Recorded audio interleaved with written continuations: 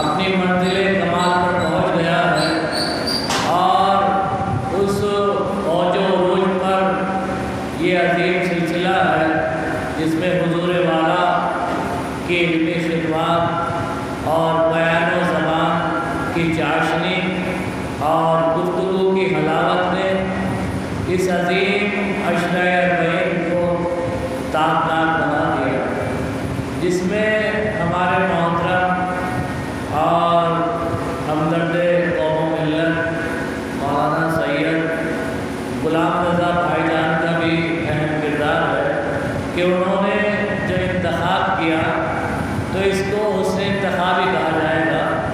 بہرحال حضور والا کے لیے دعا ہے کہ اتنی کم عمر میں اتنی تحقیقات عالیہ والی گفتگو اور جدت بیان میں مین بات یہ ہے، کہنے کا مقصد یہ ہے کہ بیان میں جو جدت اور ندرت تھی وہ اپنی جگہ پر کامل ہے اور مسلم ہے۔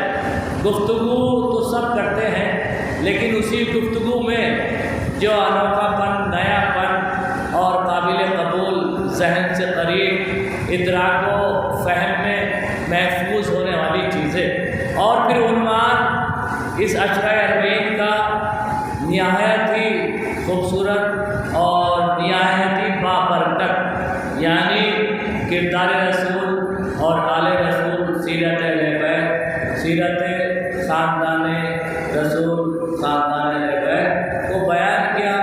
بارگاہ رب العزت میں دعا وہ ہے کہ حضور والا عالی جناب جتمام مولانا سید آغا حیدر صاحب قبلہ کی صحت و سلامتی رہے اور ان کی توفیقات میں اضافہ ہو اور بیان میں دن دگنی رات چوگنی زور رہے کہ ہے سلامی روزہ پر نور سرور دیکھ کر، ہے سلامی روزہ پر نور سرور دیکھ کر، رشک آتا ہے مجھے اپنا مقدر دیکھ کر، ہے سلامی روزہ پر نور سرور دیکھ کر، رشک آتا ہے مجھے اپنا مقدر دیکھ کر، رشک آتا ہے مجھے اپنا مقدر دیکھ کر، کامل ایمان سخی زاہد مجاہد متقی، کامل۔ اب یہ ترکیب ہے حضور، آپ تو بہتر سمجھتے ہیں، شاعری میں ترکیب ہی حسن پیدا کرتی ہے، اور میرے نوجوان سمجھیں کہ جملوں کا سیریل وائز انتخاب کرنا اور خوبصورتی سے کہ ہے سلامی روزہ پرنور سرور دیکھ کر، رشک آتا ہے مجھے اپنا مقدر دیکھ کر، کامل ایمان سخی زاہد مجاہد متقی، کامل ایمان سخی زاہد مجاہد متقی، شہر کیا کامل ایمان سخی زاہد مجاہد متقی، شہر کیا انصار چھاٹے تھے 72 دیکھ کر، شہر کیا انصار چھاٹے تھے 72 دیکھ کر۔ تو مجھے بھائی جان کے حسن انتخاب پہ یہ مصرے پڑھنے پڑے، تو آئیے انتہائی ادب احترام کے ساتھ، اور چونکہ یہ مجلس عزا کا اہتمام مرحومین کی ارواح طیبہ کو شادمہ کرنے کے لیے، مجلہ کرنے کے لیے کیا گیا ہے، تاکہ ذکر نور، ذکر خیر، ذکر عزت، ذکر اعلیٰ، ذکر ایمانی، ذکر روحانی سے ارواح طیبہ مرحومین کی شادمہ ہو جائے۔ تو آپ حضرات بعد میں فاتحہ بھی پڑھ دیں گے حضور والا کے کلام کے اختتام پر، تو سب مل کر گزارش گزار ہوں حضور والا کی خدمت میں اور حرف التماس لے کر حاضر و عالی جناب تمام موضوع مقام واجب الاحترام، لائق صد احترام، قابل تحسین شخصیت کے مالک، جو کہ حضور کا کردار، حضور کا اخلاق اور حضور کی سادگی اور حضور کا شریفانہ انداز مجھے مولانا ابرار صاحب یاد آتے ہیں، تو دونوں مجھے یکساں نظر آتے ہیں، مزاج میں، اخلاق میں، کردار میں، اور جو طبیعت کا شریفانہ انداز ہے۔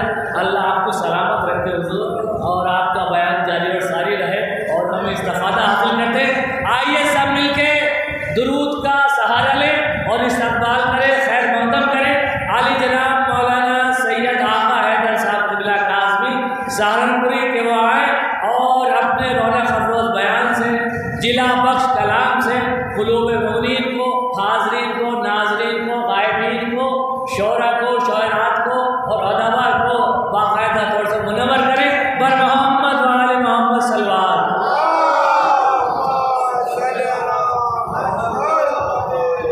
بھیا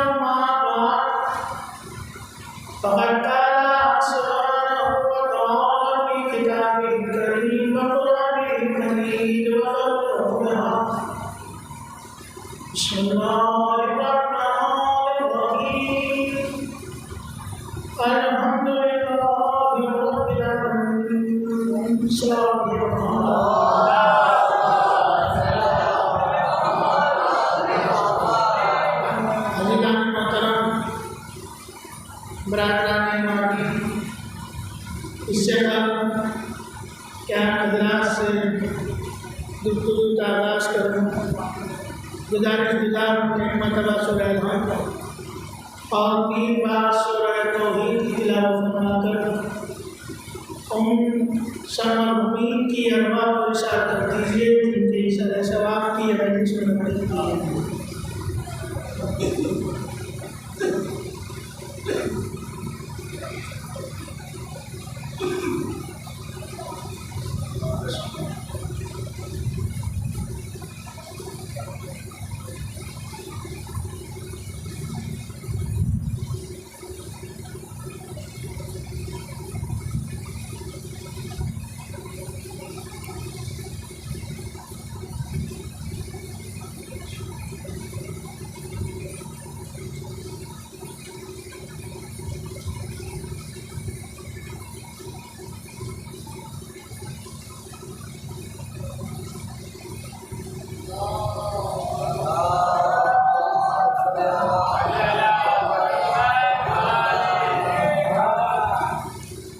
یہ فرش اعضا اتحاد کا مرکز ہے، اور اگر اس فرش اعضا پر صلوات بھی اتحاد والی نہ پڑھی جائے، مل جل کر اتحاد والی صلوات پڑھی جائے۔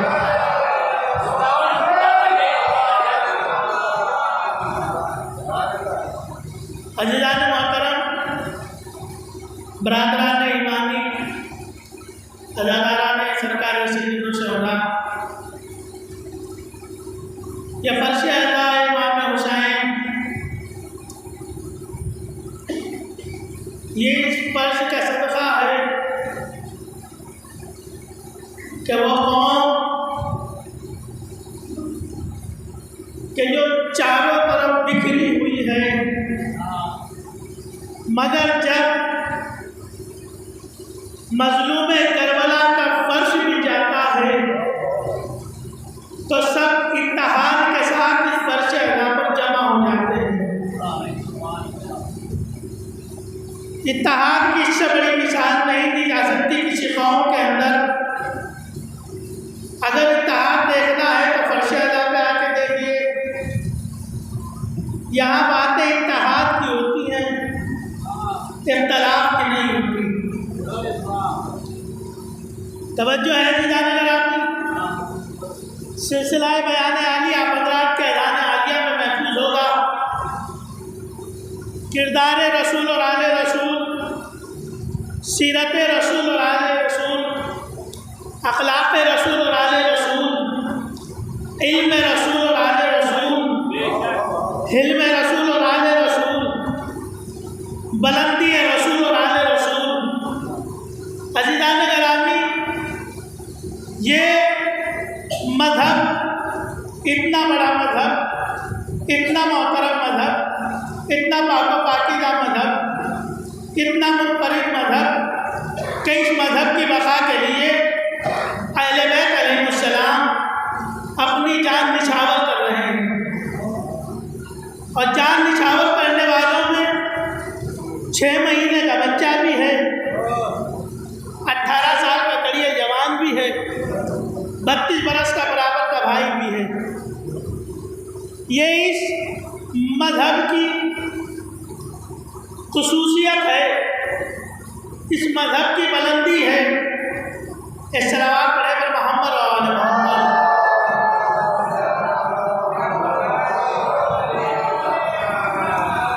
کہ یہ جو مذہب ہے یہ در اہل بیت سے ملا، مگر بعد رسول لوگ کچھ اہل بیت کے در سے علم حاصل کرتے رہے، کچھ دوسرے در پہ چلے گئے۔ مولا کائنات نے اعلان کیا، سلونی سلونی، جو پوچھنا ہو پوچھو۔ پوچھنے والے سوال کر رہے ہیں، مولا کائنات جواب دے رہے ہیں۔ ایک سوال کرنے والا آیا، آنے کے بعد سوال کرتا ہے کہ ایسا کون سا مقام ہے، ایسی کون سی جگہ ہے جہاں نماز پڑھنا بھی حرام، سجدہ کرنا بھی حرام، پاک و پاکیزہ جگہ ہے، بلند ترین جگہ ہے، مقدس جگہ ہے، مگر اس جگہ نماز پڑھنا بھی حرام، سجدہ کرنا بھی حرام۔ لوگ حیرت سے ایک دوسرے کو دیکھ رہے ہیں، ایسی کیا جگہ ہو سکتی ہے؟ مولا کائنات مسکرا کے کہتے ہیں، وہ جگہ ہے خانہ کعبہ کی چھت، وہ جگہ ہے خانہ کعبہ کی چھت، جہاں پر نماز پڑھنا بھی حرام، سجدہ کرنا بھی حرام۔ پروردگار تو چاروں طرف ہے نا، پروردگار تو ہر سمت ہے نا، سجدہ بھی ہو سکتا تھا، نماز بھی ہو سکتی تھی، مگر کہا گیا خانہ کعبہ کی چھت پر پہنچ کر سجدہ بھی حرام ہے، نماز بھی حرام ہے۔ کیوں؟ دوپہر کی مجلس آپ حضرات کے اذان عالیہ میں ہوگی نا، کیوں حرام ہے؟ اس لیے کہ خانہ کعبہ میں آمد ہوئی ہے مولا کائنات کی۔ مولا کائنات علی، علی کا نام کا معنی ہے بلند، خانہ کعبہ بھی بلند، علی بھی بلند۔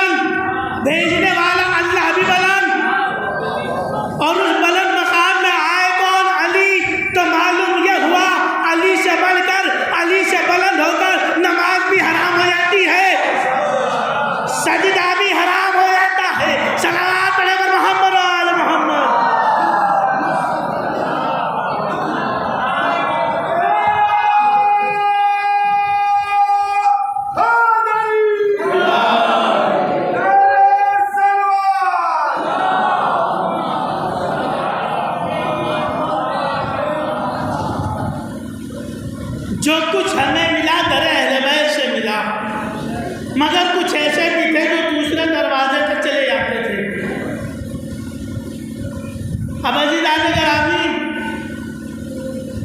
علی کا دیوانہ جسے دنیا بہلول دانہ کہتی ہے، جس نے ساری زندگی اہل بیت کے در سے رشتہ علم حاصل کیا ہے، وہ بہلول دانہ کہ جب وقت پڑا ہے، حکومت کا خطرہ ہوا ہے، تو حکم امام سے اپنے آپ کی پوزیشن دیوانے والی بنائی۔ دیوانے نہیں ہیں، دیوانے بنے ہیں، لوگوں کو بتا رہے ہیں کہ دیکھو علی کی محبت میں دیوانے تو بن جاؤ، علی کا در چھوڑ کر دوسرے کے دربار میں جا کر نہ بیٹھو۔ بہلول دانہ اہل بیت کا دیوانہ بازار سے گزر رہے ہیں، اتنے میں ایک اور معتبر شخصیت اپنے حواریوں کے ساتھ اسی راستے سے گزری۔ تاریخ میں نام لکھا ہے جنید بغدادی، اپنے زمانے کا قطب الانتاب، بہت بڑا عالم جنید بغدادی نے بہلول دانہ کو جاتے ہوئے دیکھا، اپنے حواریوں سے، اپنے ساتھیوں سے کہا کہ یہ دیوانہ جا رہا ہے، آؤ کچھ وقت تھوڑا سا اس کے ساتھ اپنا گزارتے ہیں، کچھ اسے پریشان کرتے ہیں، کچھ اس کا مذاق بناتے ہیں، کچھ اس سے بات چیت کرتے ہیں۔ حواریوں نے کہا حضور یہ تو دیوانہ ہے، آپ کو پریشان کر کے چلا جائے گا، آپ اسے پریشان نہ کر پائیے گا۔ کہا نہیں چلیے دیکھتے ہیں۔ پہنچے، بہلول دانہ کو روکا کہ بہلول رکو، کچھ باتیں کرنا ہے۔ بہلول رک گئے کہ کیا بات ہے؟ کہا ہم نے سنا ہے تم اہل بیت کے چاہنے والے ہو اور اہل بیت کے ذریعے سے علم حاصل کرتے ہو۔ کہا ہاں حضور علم تو حاصل کرتے ہیں۔ کہا آپ کے پاس اہل بیت سے جو علم ملا ہے اس میں سے کچھ ہمیں بھی عطا کر دیجئے، کچھ ہمیں بھی بتائیے کہ اہل بیت نے آپ کو کیا علم دیا ہے۔ بہلول دانہ کہنے لگے کہ پہلے میں آپ کا امتحان لوں گا، میں دیکھوں گا، چیک کروں گا آپ کو کہ آپ اس قابل ہیں کہ نہیں کہ میرے مکتب میں آپ کا داخلہ ہو سکے، آپ مجھ سے علم اہل بیت حاصل کر سکیں۔ کون کہہ رہا ہے؟ دیوانہ کہہ رہا ہے، یہ دیوانے کا عالم ہے۔ کیا ٹھیک ہے سوال پوچھو۔ وہ اپنے علم کے ذوق میں، اپنے علم کے تکبر میں کیا پوچھو جو پوچھنا ہے، جنید بغدادی تمہاری بات کا جواب دے گا۔ بہلول دانہ کہتے ہیں کہ یہ بتائیے انسان کو کتنا کھانا کھانا چاہیے۔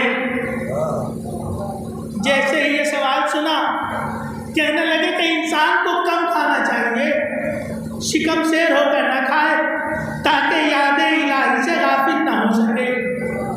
بہلول دانہ مسکرا کے کہتے ہیں جنید ابھی تو تجھے کھانے کی بھی تمیز نہیں ہے، ابھی تم اس قابل نہیں ہو کہ میرے درس میں بیٹھ کر علم حاصل کر سکو۔ اب یہ سکتے کے عالم میں کھڑے دیکھ رہے ہیں۔ بہلول تو چلے گئے، حواریوں نے کہا کہ ہم نے آپ سے پہلے ہی کہا تھا یہ دیوانہ ہے، الٹا سیدھا آپ کو جواب دے گا۔ بات آئی گئی ہو گئی۔ کچھ دن کے بعد پھر ملاقات ہوئی بازار میں، پھر بہلول کو روک لیا، پھر سابقہ روایت کو دہرایا، کہا ہم نے آپ سے پہلے بھی کہا ہے کچھ علوم اہل بیت ہمیں بھی بتائیے، ہمیں بھی سکھائیے، آپ اہل بیت کے جیسے کیسے علم حاصل کرتے ہیں۔ کہا میں پھر وہی بات ہے، میرے سوال کا جواب دے دو گے تو ہم تمہیں کچھ نہ کچھ عطا کر دیں گے اہل بیت کے در سے جو علم ملا ہے۔ کہا ٹھیک ہے سوال کرو۔ کہا یہ بتاؤ انسان کو کتنا بولنا چاہیے، انسان کو کتنا بولنا چاہیے؟ کہا حضور ہم نے تو یہی سنا ہے کہ انسان کو کم بولنا چاہیے تاکہ تمہاری زبان سے نکلے ہوئے جملے یہ کرامن کاتبین جو لکھے وہ کم لکھے جائیں، تمہاری زبان سے گناہ کم ہو۔ بہلول کہتے ہیں جنید تجھے تو کھانے کی تمیز نہیں تھی، تجھے تو بولنے کا بھی سلیقہ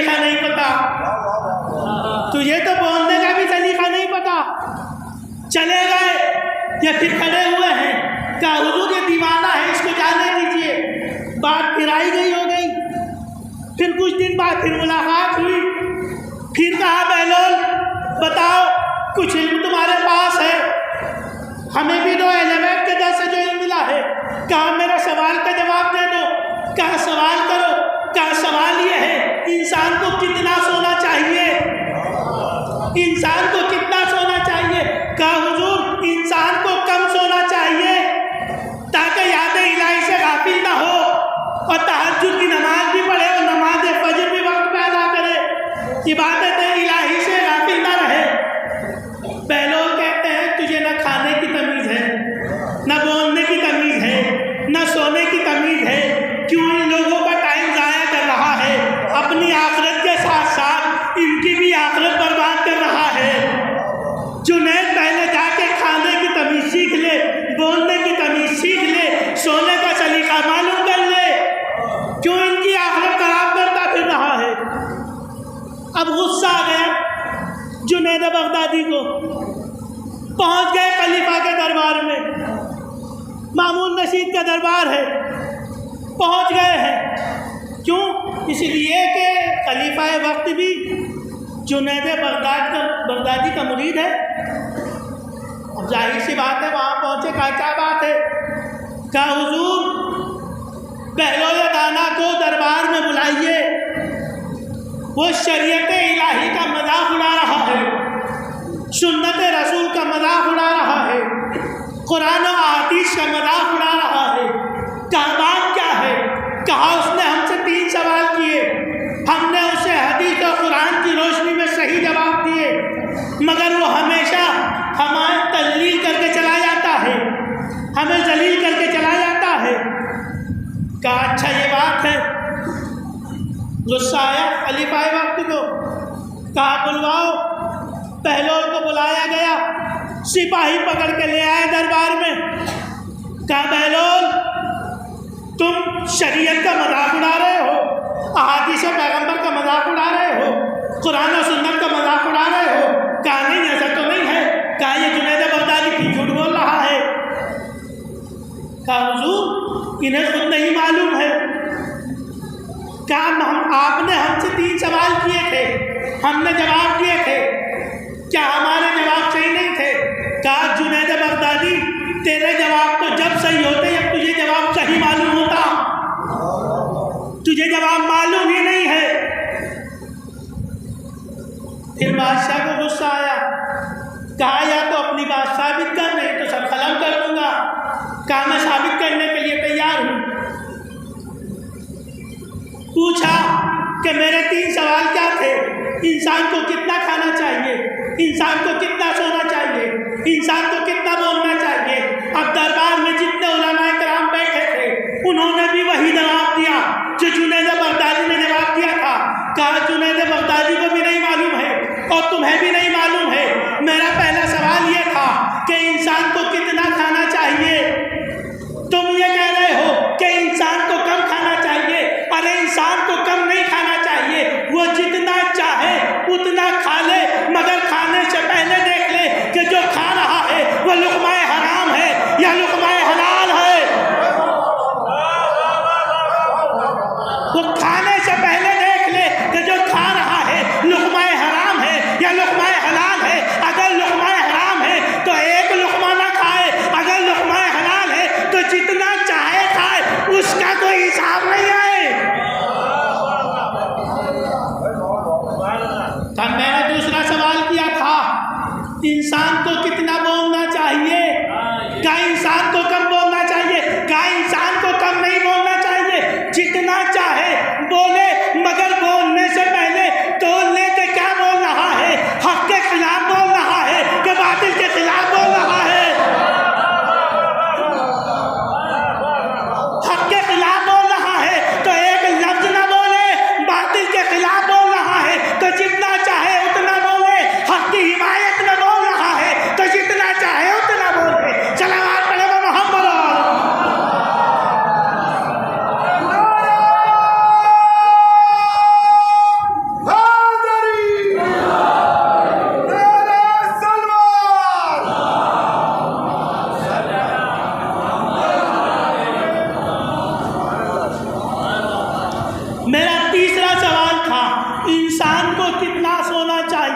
سب نے زبان ہو کے کہا انسان کو کم سونا چاہیے تاکہ صبح یاد الہی سے غافل نہ ہو، تہجد بھی پڑھے، نماز فجر بھی پڑھے، نماز شب بھی پڑھے، اور اس کے بعد قرآن کی تلاوت بھی کرے، اس کی عبادت سے غافل نہ ہو۔ جس نے خلق کیا ہے، جس نے پیدا کیا ہے، جس نے دنیا میں بھیجا ہے، جس نے جینے کا سلیقہ سکھایا ہے، کہا نہیں ایسا نہیں ہے، بلکہ جب رات کو بستر پر جائے تو بستر پر جانے کے بعد سب سے پہلے یہ دیکھے کوئی حقوق اللہ تو نہیں رہ گیا، کوئی حقوق العباد تو نہیں رہ گیا، کسی بندے کا کوئی قرضہ تو سر پر نہیں رہ گیا، کسی سے کوئی وعدہ کیا تھا اسے وفا کیا کہ نہیں کیا۔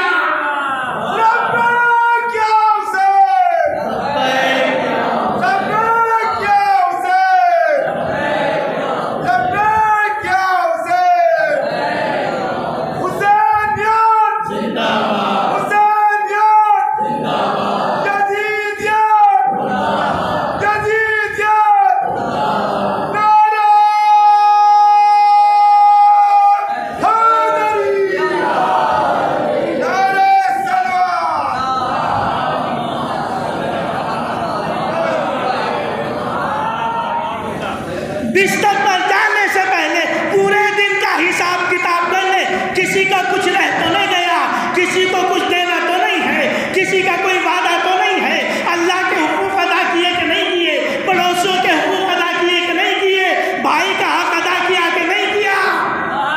کیوں؟ اس لیے پہلے لگانا کہتے ہیں جنید بغدادی، اس لیے کہ میں نے کئی کو ایسا دیکھا ہے کہ جو رات کو سوئے انہیں صبح کا سورج بھی نصیب نہ ہوا۔ صلوات پڑھے پر محمد و آل محمد۔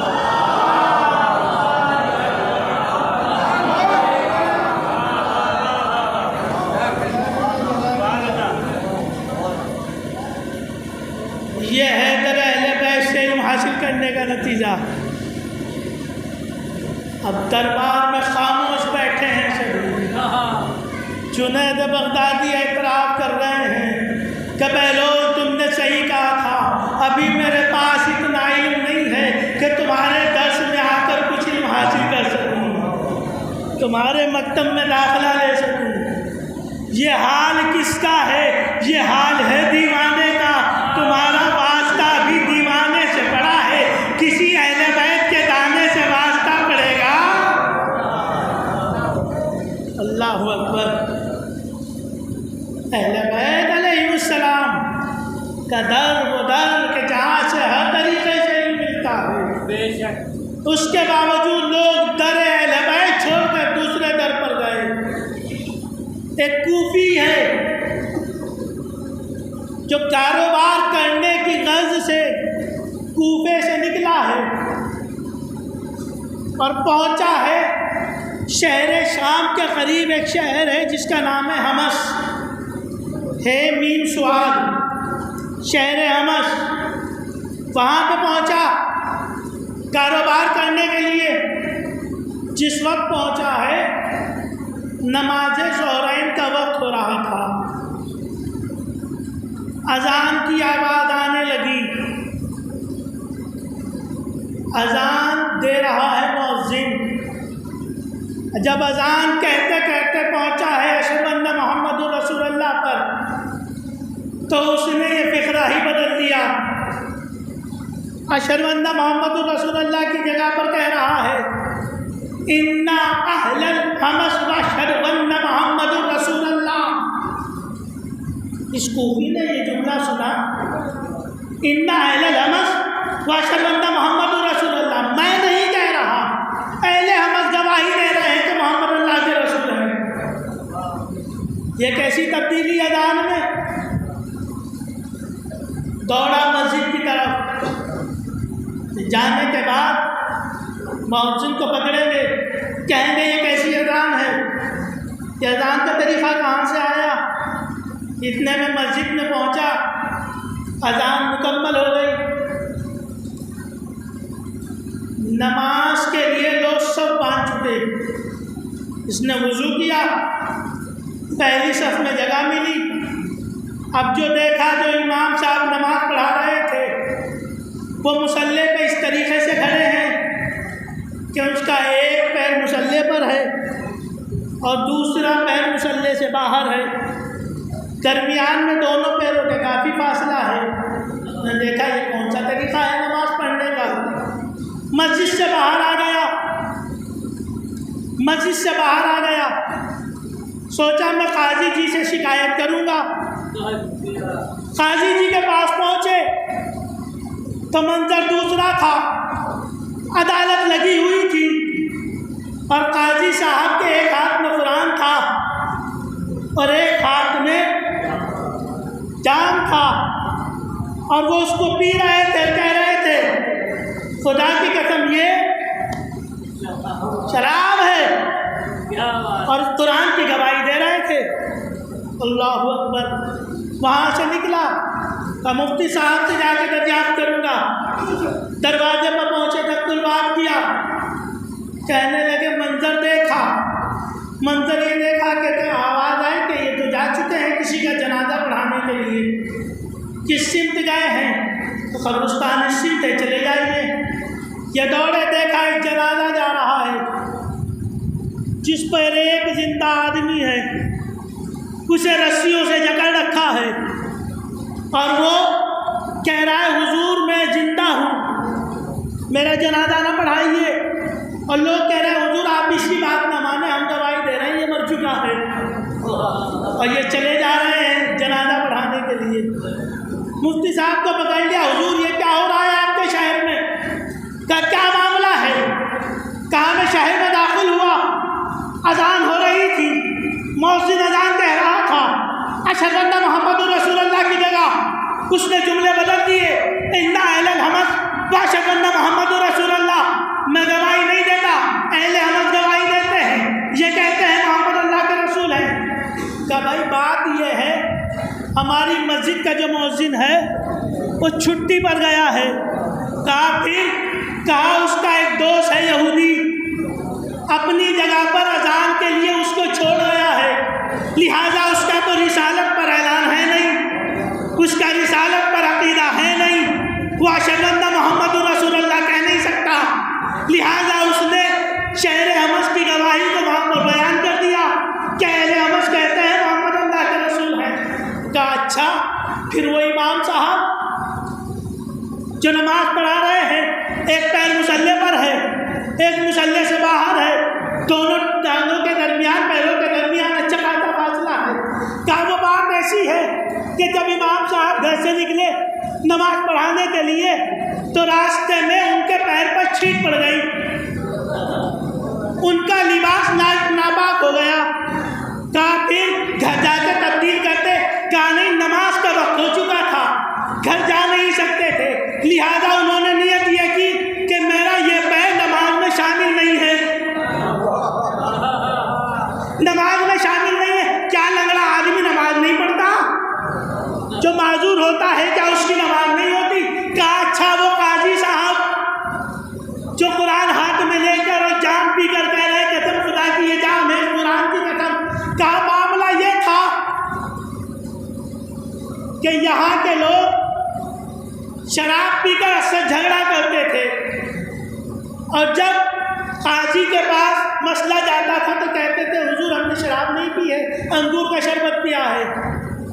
تو لہذا قاضی جی یہ کرتے ہیں ان سے وہ جام منگاتے ہیں جو پیا ہے, پھر اس کو پی کر بتاتے ہیں یہ شراب ہے کہ نہیں ہے. اللہ اکبر. کہا اچھا حضور یہ جو آپ زندہ کا جنازہ پڑھانے جا رہے ہو, دیکھیے الف سے یکے تک ہر ایک کی حالت ایک جیسی ہے. در علی کو چھوڑ کر حاکم شام کے دربار پر سجدہ کرنے کا نتیجہ دیکھیں آپ. کہا حضور آپ یہ جو جا رہے ہیں زندے کا جنازہ پڑھانے, کہا حضور یہ جو لوگ اس کے ساتھ ہیں 40, یہ 40 لوگ گواہی دے رہے ہیں کہ یہ مر چکا ہے, یہ اکیلا کہہ رہا ہے میں زندہ ہوں. اب بتاؤ میں ایک کی مانوں یا 40 کی مانوں؟ صلوات پڑھے گا محمد و آل محمد.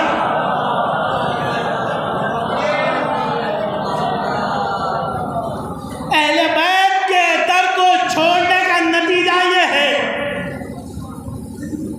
کہ نہ اذان صحیح ہوگی, نہ نماز صحیح ہوگی, نہ عدالت صحیح ہوگی, نہ فتویٰ صحیح ہوگا, نہ امامت صحیح ہوگی. صلوات پڑھے گا محمد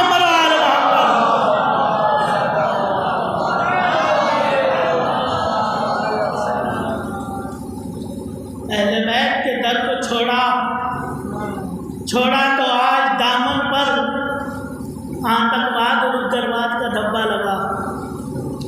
کیوں؟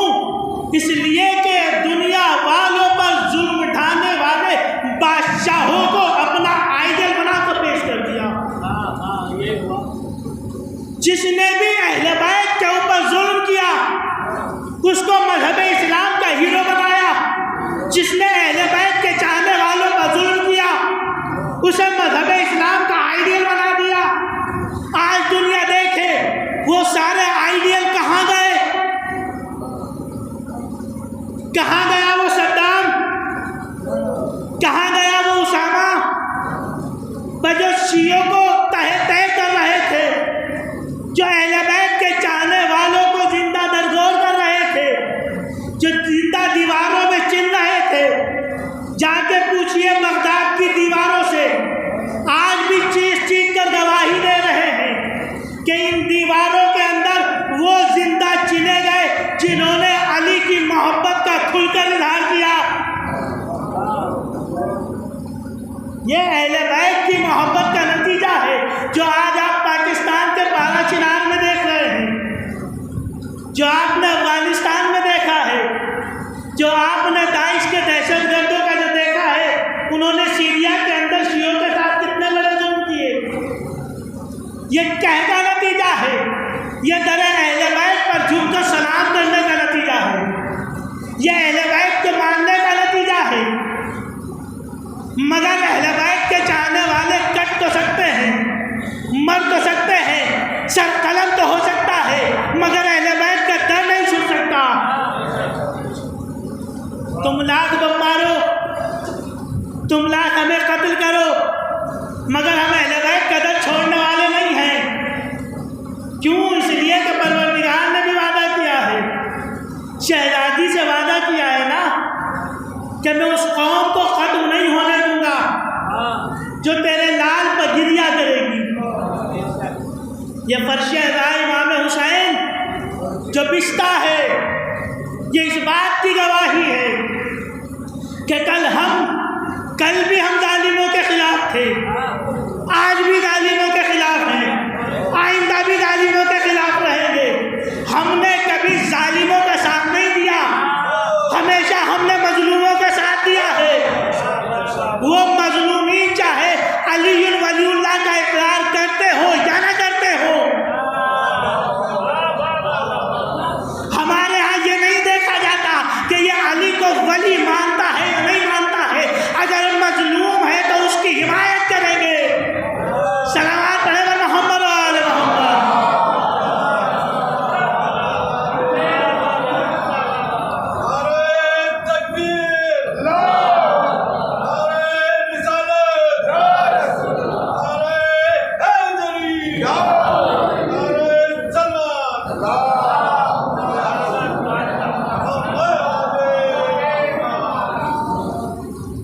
یہ محرم، یہ جلوس، یہ فرش اللہ، یہ اربعین، یہ تحریک ہے ظالمین کے خلاف، یہ تحریک ہے مظلومین کی حمایت میں. ہم نے نہ کل کے یزید کا ساتھ دیا تھا، نہ ہم آج کے یزید کا ساتھ دے رہے ہیں. ساری کائنات کے اندر علی والے سر بلند ہیں. اللہ اکبر. عزیزان گرامی، یہ اربعین آج آپ نے منایا ہے، یہ اس کا اربعین تھا، یہ اس کا چہلم تھا کہ جس کو رونے نہ دیا گیا، جس پر ماتم نہ کرنے دیا گیا، جس پر آنسو نہ بہانے دیا گیا. یہ حسین مظلوم کا چہلم. آپ گریہ کر چکے، ماتم کر چکے. حسین غریب میدان کربلا میں آواز بلند کر رہے ہیں، حل من ناصر ینصرنا، ہے کوئی ہماری حمایت کرنے والا، ہے کوئی ہماری نصرت کرنے والا، ہے کوئی ہماری مدد کرنے والا. یہ آواز استغاثہ جب خیموں میں پہنچی ہے تو ایک ننھا بچہ ہے جو جھولے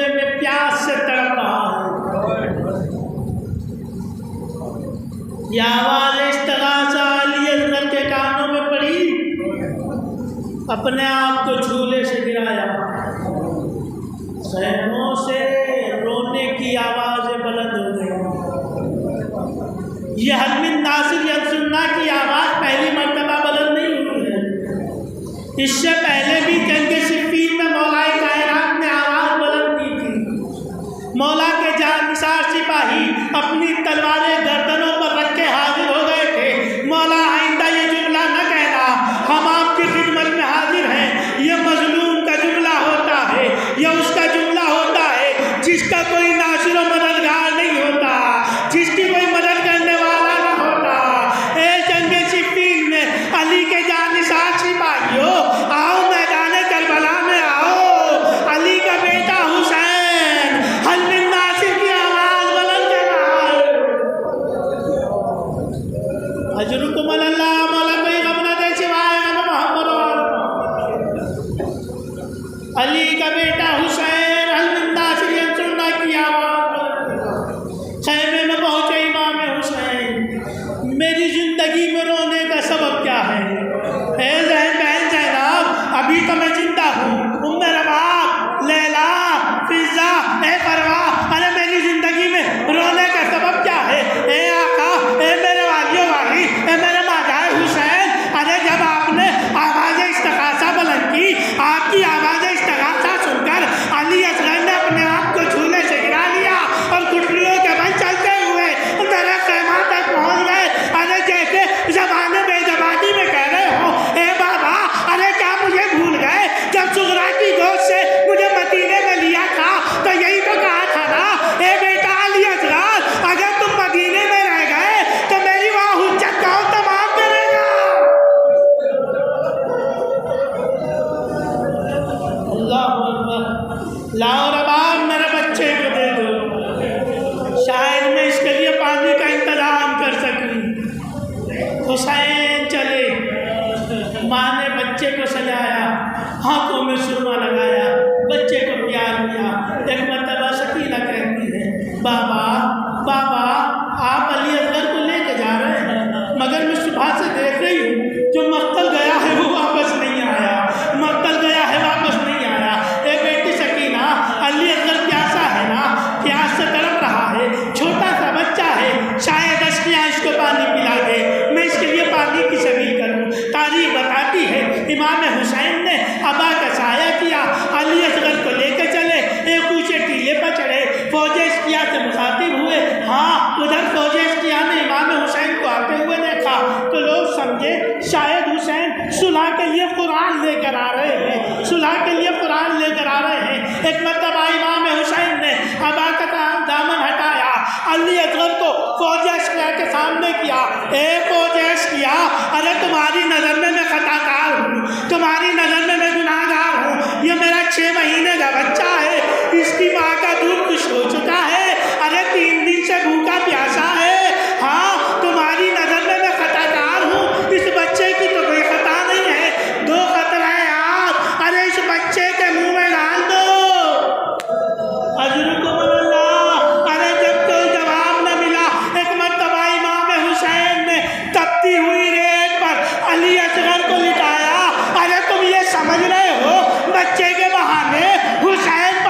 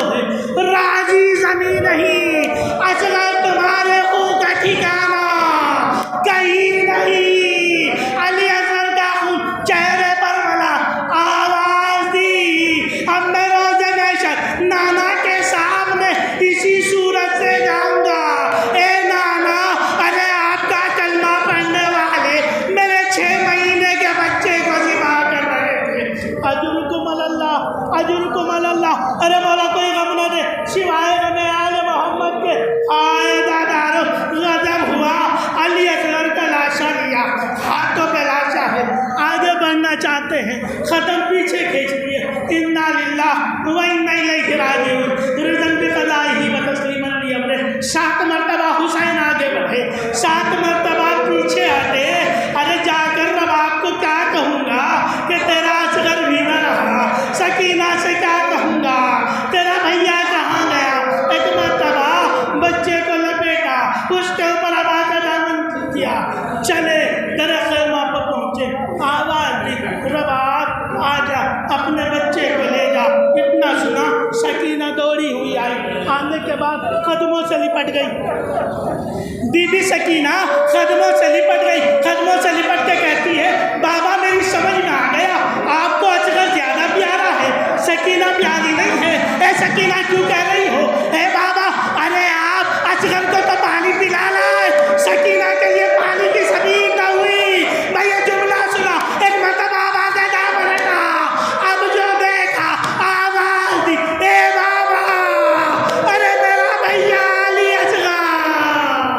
माँ ने देखा आवाज़ दी, ए बेटा अली असगर। अरे क्या तेरे जैसे बच्चे की जिबा किए जाते।